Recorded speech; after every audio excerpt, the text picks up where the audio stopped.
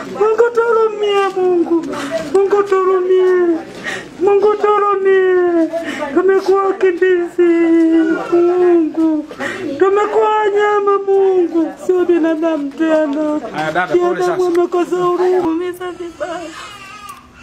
Wamenizuia mimi nitoke nisiangalie nikiwa na mtoto. Mmoja wapo kanizuia mimi kwamba nisitoke nisione chochote kinachoendelea kushuhudia. Mama mtusaidie.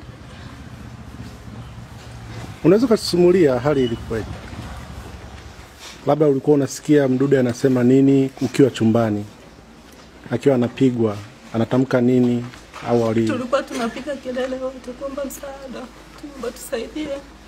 Lakini wanapovunja mlango tukawa tunapiga kelele, wakaingia ndani na kumchukua yeye wakisema sisi ni mapolisi tuna shida na Mdude tu. Wakani katika mmoja wao ndo akanizuia mimi kwamba nisitoke nisiangalie anapopigwa kwamba ni polisi. Ya, Mdude alipokuwa sebleni alikuwa anatamka nini? Alikuwa anaomba msaada tusaidie.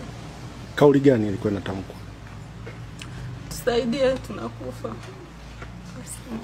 Chukua na mkoa. Baada muda gani ukawasikia kimya? Kama dakika moja nikakuta kupo kimya. Ndio aliyenifuata mimi kunizuia nisitoke, akawa anaondoka. Kwa jina naitwa Stella Mgogo, mimi ni balozi shina namba 8. Kwa kweli usiku tulipolala nilisikia mlango unagongwa. Baada ya kutoka nikakuta kelele, mama twende kwenye tukio. Kweli baada ya kufika hapa, hatujafika kwenye tukio, tuko barabarani kule nikaona damu. Mama usikanyage hapa kuna damu. Damu zimetoka kule barabarani mpaka hapa uwanjani mpaka ndani. Kumuuliza mke wa Mdude, anasema kwa kweli mimi nilikuwa huko ndani, nilikuwa naenda kujisaidia.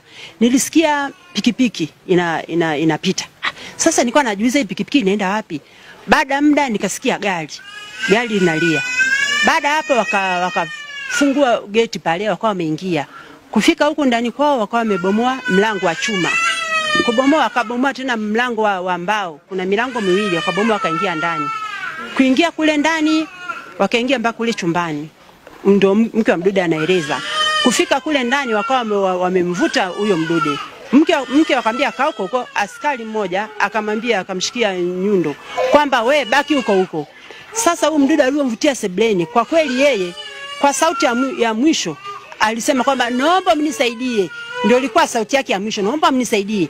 Baadaye kuna kitu kizito kilimpiga mpu. Kilivyompiga pale, basi sauti yake haikutokeza tena. Kwa hiyo pale ndio alipoanza kumvuta sasa, na damu zile zimetoka pale sebleni zimechilizika, sauti haikutoka tena mpaka kule alipoendelea kupotea naye. Na muda wa tukio ulikuwa ni